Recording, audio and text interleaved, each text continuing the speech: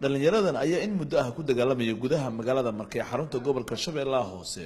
kuwaas oo abaabula hab maleeshiya beelad madaxweynaha dalka mudane Maxamed Cabdullaahi Farmaajo 24kii saac ee la soo dhaafay ku sugnaa magaalada Marka ayaa la kulmay dhalinyaradan oo ka koobneed dhinacyadii hore ugu dagaalami jiray magaaladaas oo ay dhawaan kala qaadeen ciidanka xoogga dalku madaxweyne Farmaajo ayaa kulan u la qaatay dhalinyaradan waxa uu kala hadlay cawaaqibka uu leeyahay dagaalka sokeeye dhibaatada uu Soomaaliya gaarsiiyay oo uu xusay madaxweynuhu in kumanaan dhalinyaro ah ay maanta xabaalo ugu jiraan dagaalka sokeeye waxa laga dhaxlay dhalinyaro badan oo idinkoo kala ah maanta inay god ugu jiraan oo laga dhigtay maxaan ku raahdaa xaaba laga dhigtay oo la shiday dad badan oo dhalinyaro oo idinkoo kala ah iyo dad waaweyn oo waxba galabsan dalka inay ka qaxeen oo qaxooti ay yihiin kuwa badanna badda inay cuntay kuwa badan inay u haajireen wadamo shisheeye oo fog oo caruurtoodii af Soomaaliya aysan ku hadlin hadday sii joogaanna diintoodii dhaqankoodii uu isbedelayo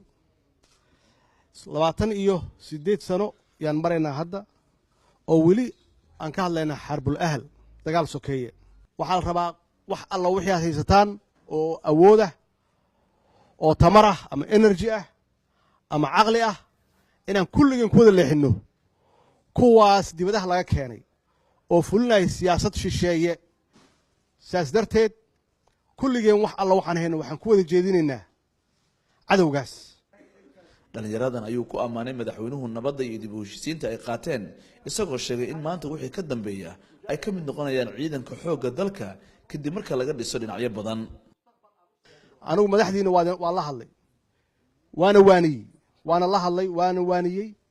wayna aqbaleen waa ku mahadsan yihiin waxayna mudan yihiin abaalmarin iyo mudan yihiin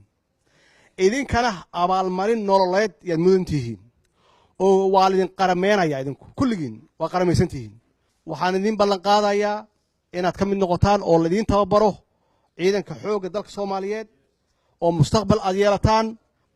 waxbarashadii madaniga ahaydna waa helaysaan waxbarashadii ciidankana waa helaysaan mustaqbalkana waxaad ku yeelanaysaan nolol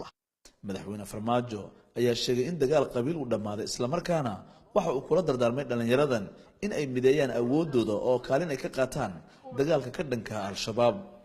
gabagabadii kulanka ayay dhalinyaradan si qalbi furan isu saamixeen taasoo dadka ku nool magaalada Marka u bidhaamisay nolol iyo waa cusub oo u curtay